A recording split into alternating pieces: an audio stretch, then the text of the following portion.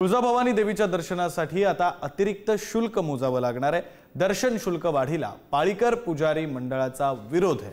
पंढरपूरच्या धर्तीवर व्हीआयपी आणि पेड दर्शनावर बंदी घालण्याची मागणी करण्यात येते। दसऱ्याच्या काळात व्हीआयपी दर्शन पूर्णतः बंद करण्याची ही मागणी करण्यात आली।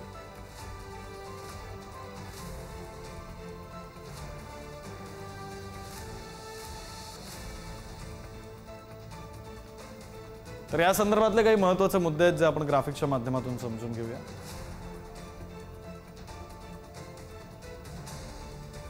मंदिरामध्ये प्रशासनमध्ये शेअरच लागले वाटते, म्हणजे पैसे कुणाचं उत्पन्न वाढतंय ह्याकडे प्रत्येक प्रशासन लक्ष घालत आहे की आमचं यावर्षी किती वाढतोय, मंदिर संस्थान बजेट किती उत्पन्न वाढवतोय, ते मंदिर किती वाढवतोय, हे एक बिझनेस क्षेत्र झाल्यासारखं आम्हाला कुठं तर जाणवत आहे।